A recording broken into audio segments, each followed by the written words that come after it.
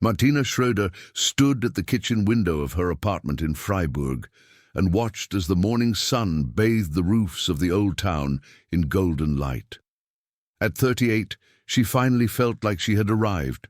After years as a single mother of two daughters, Sophie, 15, and Lisa, 12, she had married Thomas Wagner 8 months ago, a successful architect who promised her and her girls stability and security.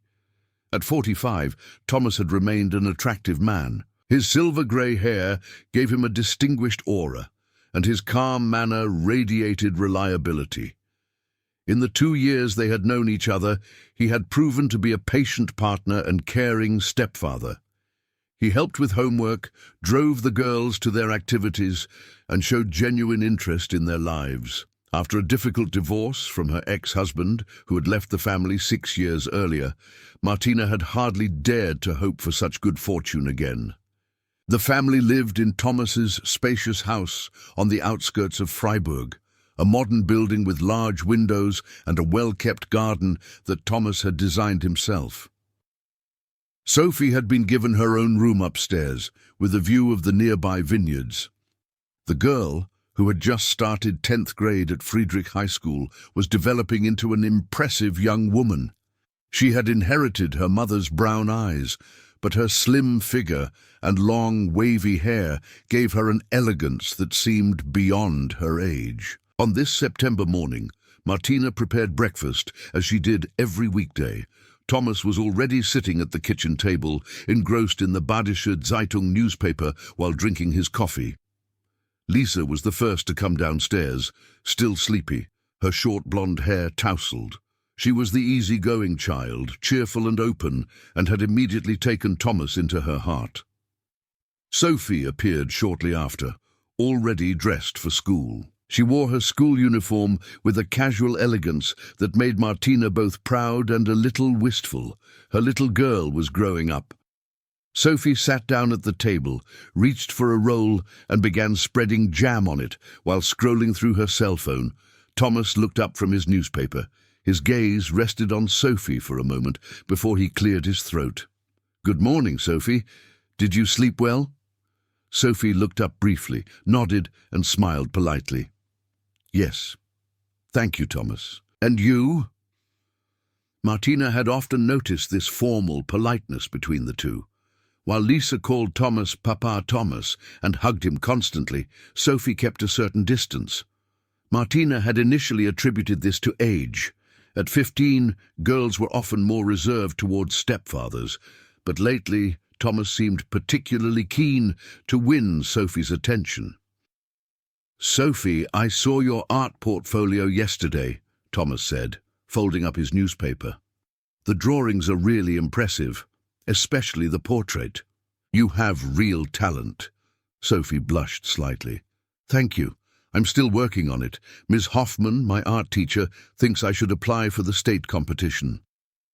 "You should definitely do that," Thomas encouraged her with a warm smile. "If you need help with the application or someone to give you feedback, I'm an architect, so I know a little bit about design." Martina watched the interaction with a smile.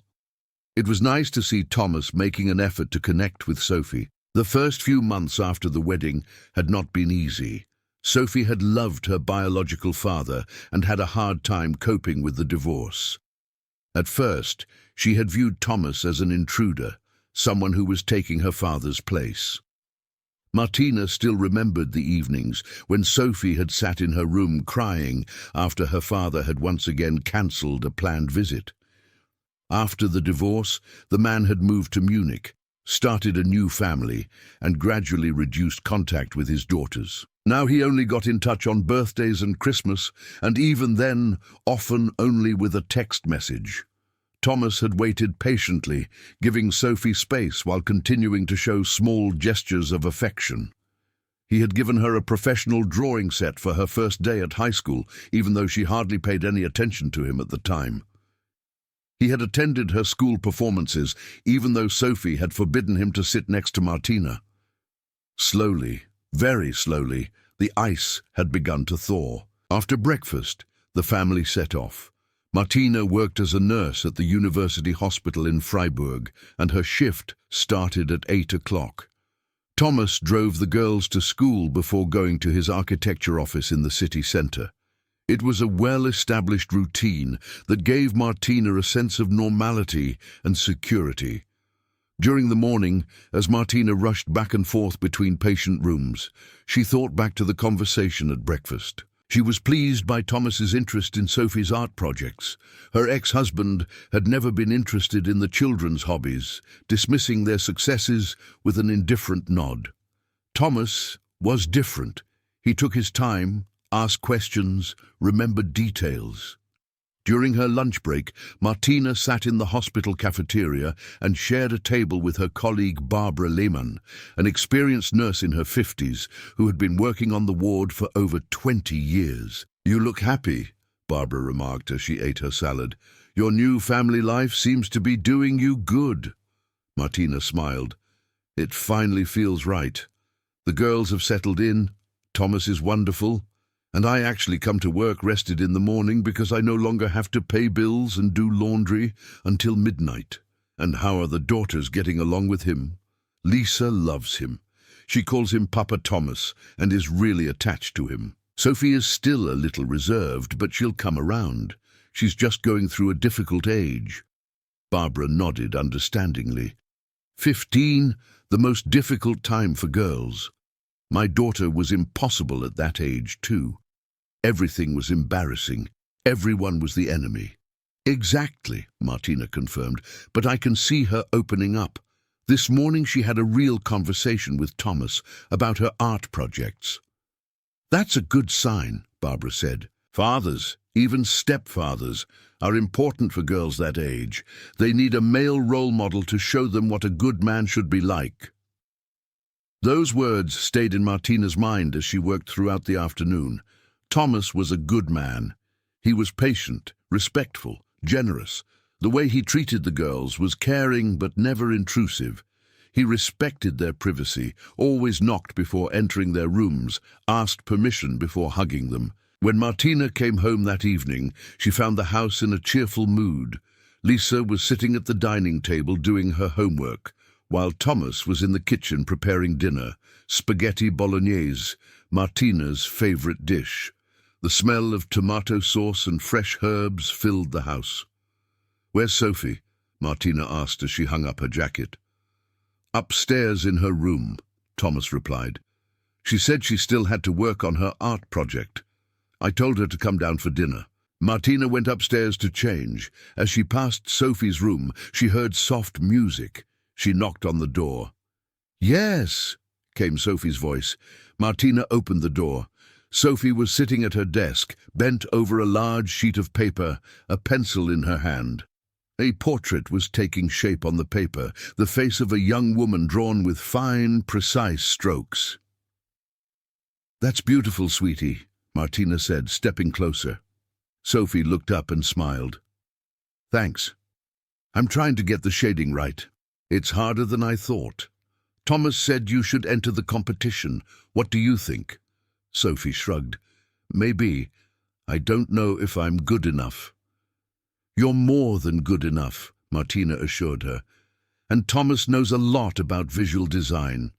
Maybe you should take him up on his offer and ask him for advice." Sophie looked at her mother thoughtfully. "Do you think he's serious? Or is it just a polite phrase?" "He's serious," Martina said with conviction. "Thomas isn't the type to make empty promises." At that moment, Thomas called from downstairs that dinner was ready. The family gathered at the dining table, and while they ate, a pleasant conversation unfolded about the events of the day. Lisa talked enthusiastically about her physical education class, Sophie talked about an upcoming class trip to Berlin, and Thomas reported on a new project, the renovation of a historic building in Freiburg's old town. After dinner, Sophie helped with the dishes, while Thomas and Martina sat in the living room. It was these quiet moments that Martina cherished most, the feeling of normality, of family, of togetherness. "Sophie is opening up to you," Martina remarked quietly. I asked her today if she would ask you for advice on her art project, and she didn't immediately refuse." Thomas smiled. "That's nice to hear. I really like her, Martina. Both girls. But there's something special about Sophie. She's so talented, so intelligent. I just want her to know that she has someone in me she can count on." "She knows that," Martina assured him. "It just takes time." What Martina didn't know at that moment, as she sat happily next to her husband, was that time wasn't what they needed. Time was what would change everything, because something had already shifted in Thomas's heart, something he himself didn't yet fully understand or want to admit. His interest in Sophie, which he told himself was paternal concern, was turning into something else, something dangerous, something forbidden, something that would destroy their family.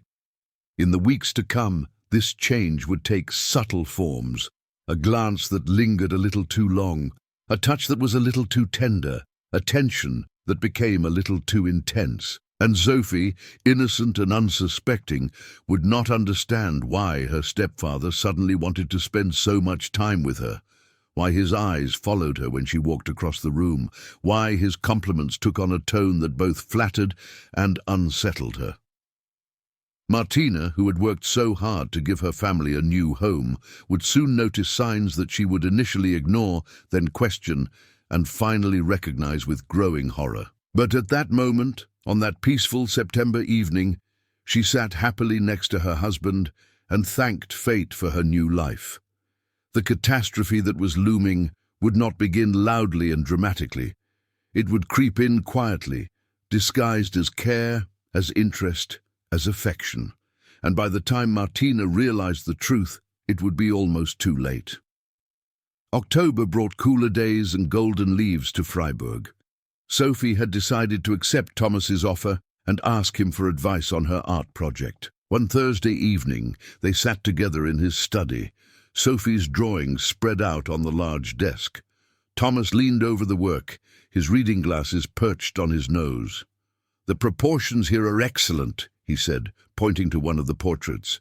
"But look here, if you soften the shadows a little, the face will come alive." Sophie watched intently as he used his own pencil to make gentle strokes on a blank sheet of paper to demonstrate his explanation. "Do you see? It's about the transitions, not hard lines." "Yes, I see," Sophie said enthusiastically. "It really makes a difference." Thomas smiled warmly. "You have a real eye for detail, Sophie. That's rare at your age. Most young people don't have the patience for such fine work." Sophie blushed at the compliment. It was the first time in months that an adult other than her art teacher had taken her work so seriously. Her biological father had never had time to look at her drawings. Martina stood in the doorway and watched the scene with a warm feeling. Finally, the relationship between Thomas and Sophie seemed to be thawing. She didn't want to disturb them, and quietly went back to the kitchen. In the weeks that followed, these joint work sessions became routine. Twice a week after dinner, Sophie would retreat to Thomas's study with him. Martina was happy about this development, even though she sometimes noticed that the sessions were getting longer and longer. One evening, when Martina wanted to bring Thomas a cup of tea, she heard their voices through the half-open door. "You're really extraordinary, Sophie," Thomas said, with a gentleness in his voice that made Martina pause. "Not only talented, but also mature for your age. You can talk to you like an adult."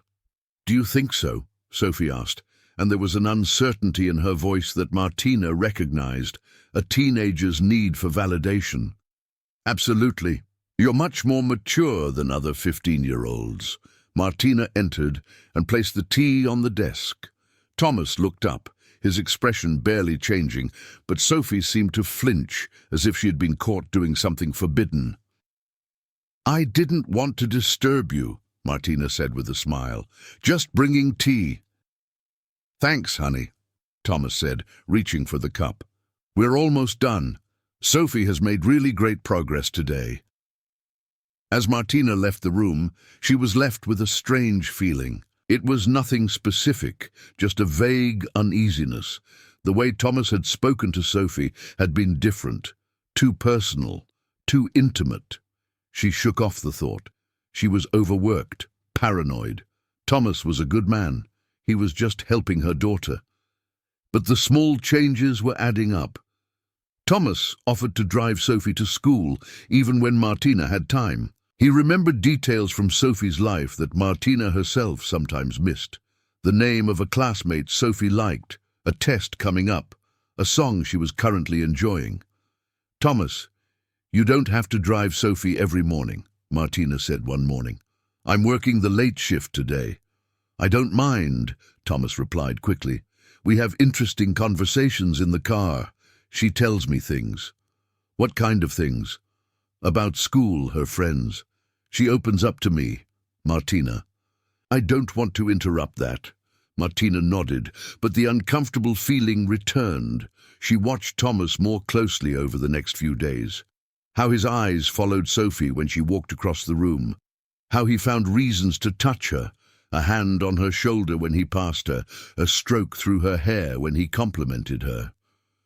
When it was Sophie's birthday in mid-November, Thomas gave her an expensive professional graphics tablet. Martina thought it was excessive, but Thomas insisted. "She has talent," he said. "Talent like that needs to be nurtured." At the small birthday party with the family, Martina watched Thomas look at Sophie as she unwrapped her present. His gaze was intense, almost hungry. When Sophie jumped up to hug him and thank him, Thomas held the hug a little too long. Martina felt her stomach tighten. That evening, as they lay in bed, Martina brought it up. "Thomas, don't you think you're paying a little too much attention to Sophie?" Thomas turned to her, his face barely visible in the dark. "What do you mean?" "The gift was very expensive, and the time you spend together—" "Martina, I'm just trying to build a relationship with your daughter. That's what you wanted, isn't it?" "Yes, but..." "But what? Should I ignore her? Should I treat her like a stranger?" "No, of course not. It's just... sometimes it seems a little intense." Thomas sat up, his voice becoming sharper. "I can't do anything right, can I? First I wasn't close enough to her, now I'm too close. What do you actually want?" Martina felt guilty. Maybe she was overreacting. "You're right. I'm sorry. I'm just tired." Thomas lay down again, but turned his back to her. The silence between them felt cold. Martina couldn't sleep that night. She lay awake, trying to sort out her confused thoughts. Was she jealous of the attention Thomas was giving Sophie? Or did she really sense something was wrong? She decided to observe Sophie herself. Was her daughter changing? Was she happy with her new closeness to Thomas? December enveloped Freiburg in a blanket of cold and early darkness. The Christmas season, normally a source of joy, brought a new tension to the Wagner family home. Martina observed her daughter more closely, and what she saw deeply disturbed her. Sophie seemed different. She had become more nervous, flinching when someone entered a room unexpectedly. Her school grades, which had always been excellent, began to slip. The art teacher, Ms. Hoffman, had taken Martina aside after parent-teacher conferences. "Sophie seems distracted," the teacher had said. "She was always so focused, but lately she's been spacing out. Is everything okay at home?" Martina had assured her that everything was fine, but the question gnawed at her. Was everything really okay? One Saturday morning, when Thomas was at the office and Lisa was staying overnight at a friend's house, Martina took the opportunity to have a private conversation. She knocked on Sophie's bedroom door. "Come in," Sophie called. Martina found her daughter sitting on the bed, cell phone in hand, but her gaze empty and distant. "Honey, can we talk?" Sophie looked up, immediately putting up a wall. "About what?" Martina sat down at the foot of the bed. "About you. About us. You seem so tense. Is something bothering you?" "No, everything's fine." The answer came too quickly, too automatically. "Sophie, I'm your mother. I can tell when something's wrong. Mrs. Hoffman told me that your grades are slipping." Sophie sighed and put her cell phone away. "It's just A lot right now. School is exhausting. Does it have anything to do with Thomas? Sophie froze. Her eyes widened for a moment before she looked away. What do you mean? You spend a lot of time together. I thought that was good, but I wonder if it's putting pressure on you. Do you feel obligated to spend time with him? No, Sophie said, but her voice sounded uncertain. He's nice. He helps me. Does it feel right? The way he treats you? Sophie suddenly stood up, her body language defensive. Mum, what are you trying to say? Do you think Thomas is doing something wrong? I just want to make sure you're comfortable, that no one is crossing any boundaries. Boundaries? Sophie laughed bitterly. You married him, you brought him into our lives, and now you're asking questions like this? Sophie, I have homework to do. Sophie interrupted her sharply. Can we talk about this later? Martina left the room with more questions than answers. Sophie's reaction had been strange, defensive, but also evasive, as if she were hiding something. That evening, Thomas returned home in a good mood and laden with gifts. He went to the Christmas market, he announced, for the girls. He had bought Lisa a scarf and gloves, pretty but practical. For Sophie, he had brought a delicate silver necklace with a small pendant in the shape of a feather. For the budding artist, he said, handing Sophie the small box. Sophie opened it hesitantly. When she saw the necklace, she blushed. Thomas, this is too much. Nonsense. You deserve something beautiful. His voice was gentle, almost affectionate. Martina watched the scene with growing unease. It wasn't just the gift, it was the way Thomas looked at Sophie, the intimacy in his voice, the way his fingers touched hers as he helped her put on the necklace. It looks beautiful on you, Thomas whispered, and Sophie lowered her gaze, unable to meet his eyes. That night, Martina couldn't sleep. She lay awake next to Thomas, who was breathing quietly, trying to understand what was happening in her home. Was she being paranoid? Was she seeing things that weren't there? Or was she ignoring warning signs that were obvious? She remembered training she had received at the hospital about abuse and warning signs, excessive attention to a particular child, gifts that were inappropriately personal, isolation of the child from other family members, changes in the child's behavior. All these signs were there, but Martina didn't want to see them. Thomas was her husband, the man she loved, the man she trusted. How could she have such thoughts about him? The next morning, Martina decided to search Thomas's study while he and the girls were out. She felt guilty, like an intruder in her own home, but her unease left her no choice. She found nothing obvious, no hidden photos, no diaries with obsessive entries. But when she opened his computer, which was not password protected, she found the browser history. Thomas had not tried to delete anything, presumably because he was not doing anything illegal. But what Martina saw made her blood run cold. Dozens of searches about Sophie, not directly about her, but about topics related to her. How to communicate with a 15-year-old, teenage girl psychology, age-appropriate gifts for teenagers, building trust with stepdaughters. Individually, these searches were harmless, even commendable, a stepfather trying to fulfill his role properly. But the sheer volume, the frequency, several times a day for weeks on end, spoke of an obsession. Martina scrolled further and found something that made her freeze. A search from 3 days ago. Is it normal to develop feelings for your stepdaughter? Her hands trembled as she closed the computer. It wasn't paranoia. It was real.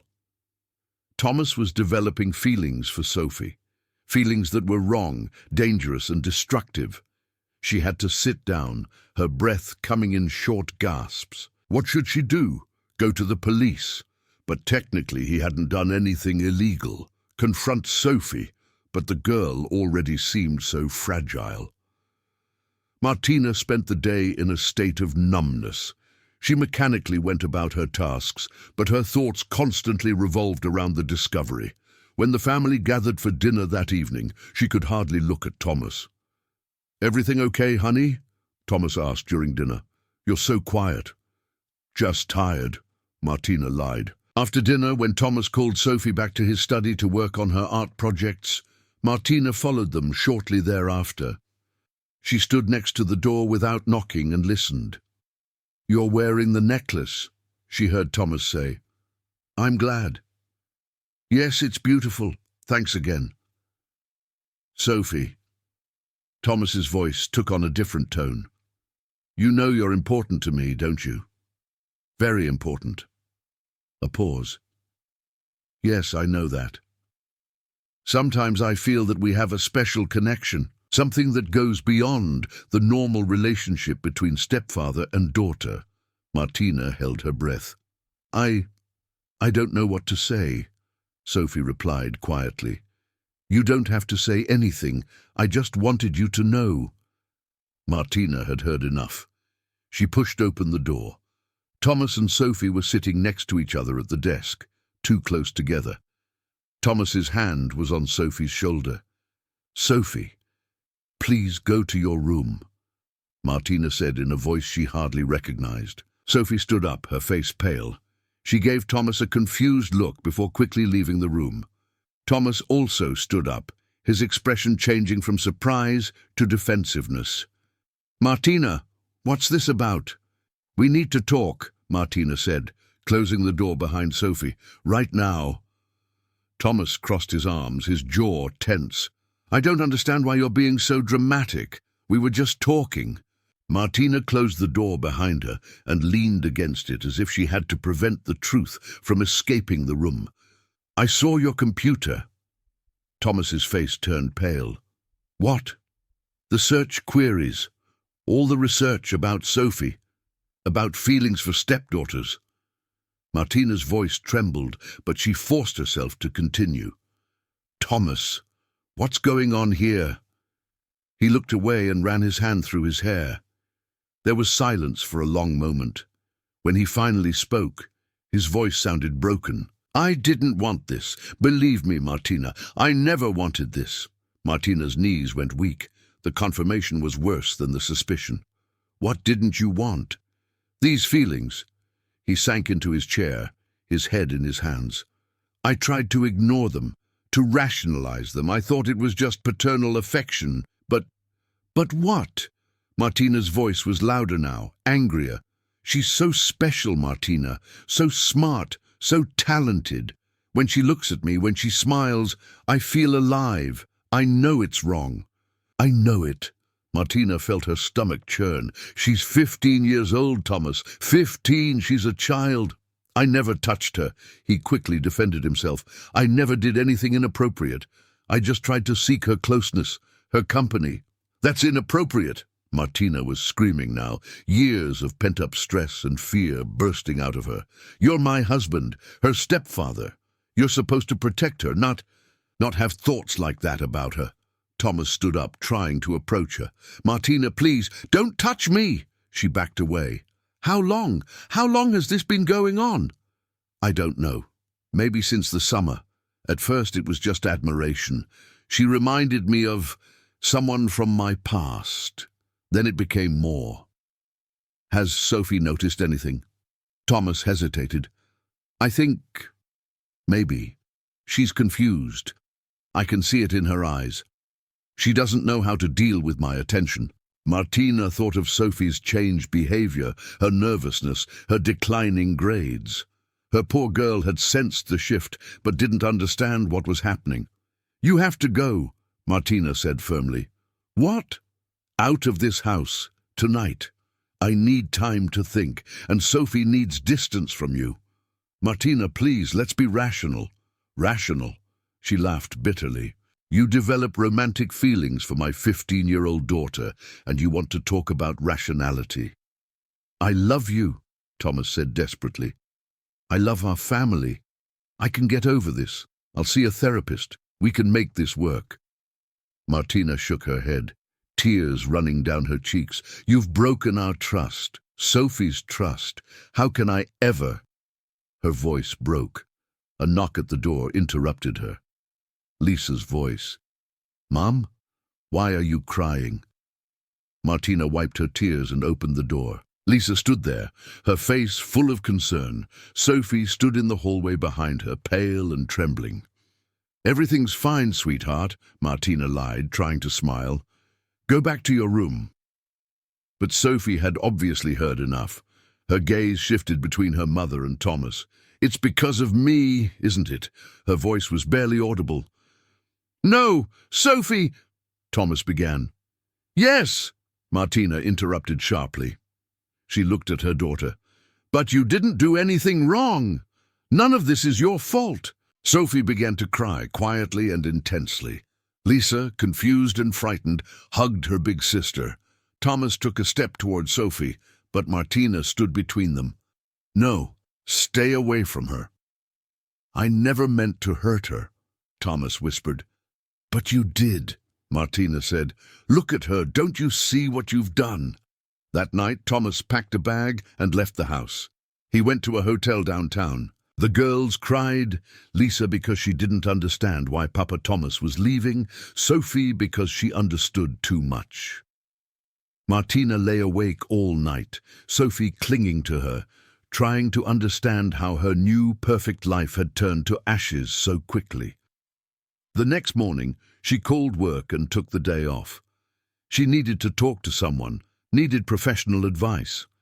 She contacted a family therapist she knew through the hospital, but what Martina didn't know, what she couldn't have known, was that Thomas's obsession hadn't ended with the confrontation. On the contrary, the rejection, the separation, would only make it worse. Thomas sat in his hotel room staring at photos of Sophie on his phone. Photos he had taken secretly. His love, his desire, had not been a phase that would pass. It was an obsession that knew only one way out, a way out that would be even more tragic than Martina could ever have imagined. The next 2 weeks were a nightmare for Martina and her daughters. Sophie hardly spoke, ate little, and spent most of her time in her room.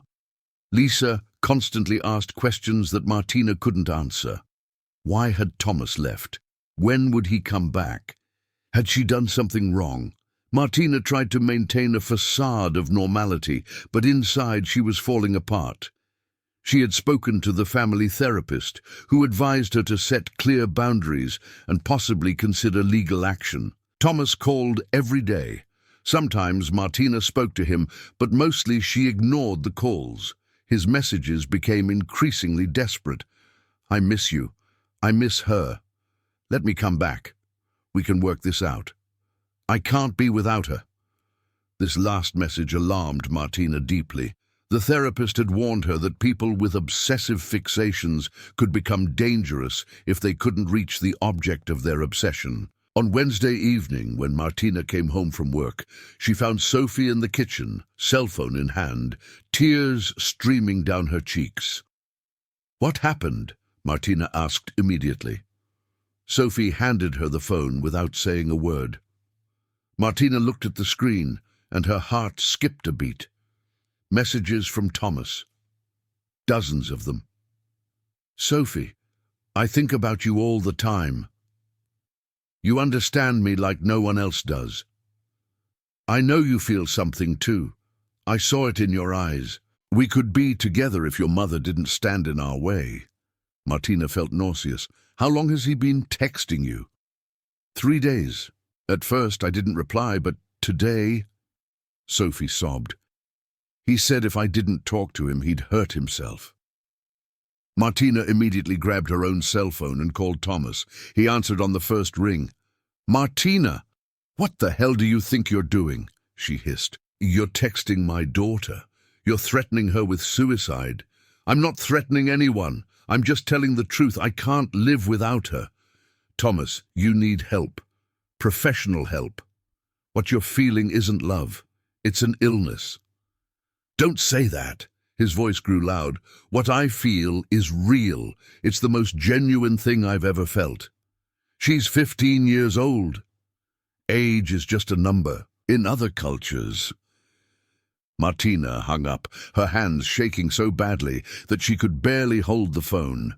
She looked at Sophie, who was sitting small and frightened at the kitchen table. "We are going to the police," Martina said resolutely.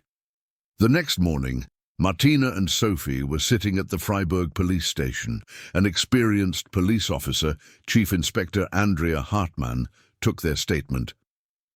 "Did he ever touch you? In an inappropriate way?" Hartmann asked Sophie gently. Sophie shook her head. "No, never like that. He touched my shoulder, my hair, but never—" "The messages are clearly inappropriate," Hartmann said to Martina, "but legally we're in a grey area. He didn't send any explicitly sexual content. He didn't make any threats in the legal sense. But the suicide threat," Martina began, "is worrying. Yes, we can talk to him, give him a warning. I also recommend that you apply for a restraining order. He will then be prohibited from contacting your daughter." The proceedings for the order were initiated. In the meantime, Hartmann advised Martina to be vigilant and to document any further attempts at contact. 2 days later, Thomas officially received the order to refrain from any contact with Sophie. Martina hoped that this would be the end of it, but she no longer knew Thomas. The man she had married no longer existed. In his place was someone obsessed and irrational. On Saturday evening, Martina was working a late shift at the hospital. The girls were home alone, something that normally wouldn't have been a problem. Sophie was old enough to look after her little sister.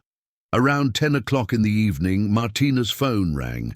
It was Sophie. Her voice panicked. "Mom, he's here. Thomas is in front of the house. He's calling my name." Martina's blood ran cold. "Lock all the doors, right now. I'm calling the police."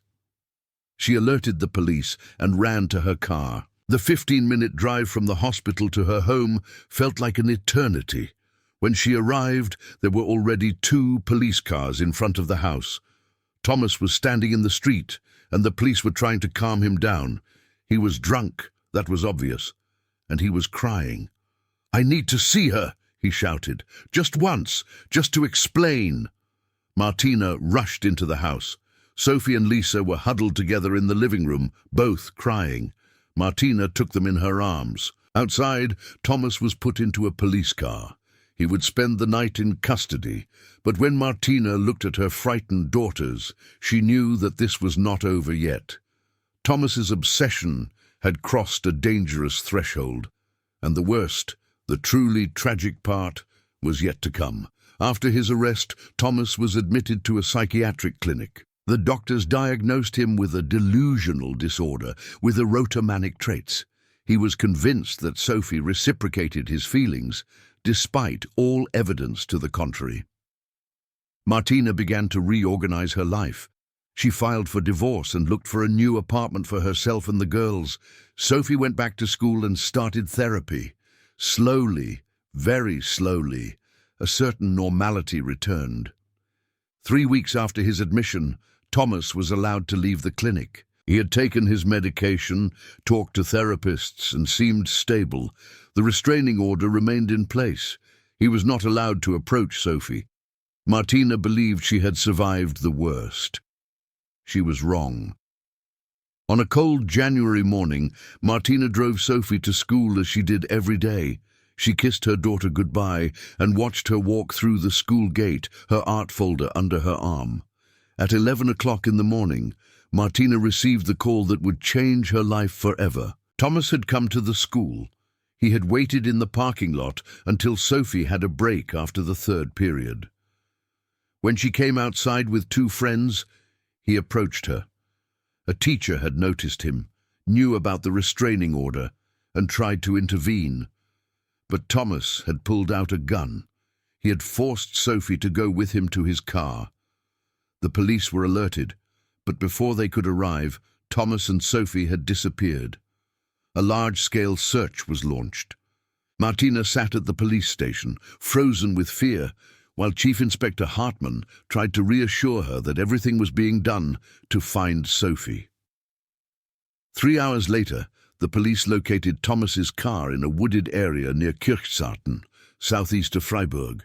It was a remote location that Thomas had often visited for his architecture projects. The special unit approached cautiously. Thomas and Sophie were sitting in the car. Negotiators tried to make contact, but Thomas did not respond. Martina was not allowed to get any closer, but she stood at the edge of the forest with the police officers and prayed like never before in her life. When the officers finally reached the car, they found the unimaginable. Thomas had not hurt Sophie, but he had shot himself. The bullet had killed him instantly. Sophie sat next to him, unharmed but traumatized, her face covered in blood splatters. She was conscious, but in shock. In Thomas's jacket pocket, the police found a suicide note. He wrote that he had loved Sophie more than his own life, that he couldn't exist without her, that he had hoped they would go together, but that at the last moment he hadn't found the courage to take her life as well. Instead, he wanted his death to show her how deep his love was. Sophie was taken to the hospital. Physically, she was unharmed, but the psychological scars would remain for years. She had sat for hours next to the body of the man who had pretended to love her, while his blood stained the seats. Martina held her daughter in her arms and cried, for the innocence that had been lost, for the trust that had been destroyed, for the future that would never be completely bright again. The case attracted a lot of attention in Freiburg.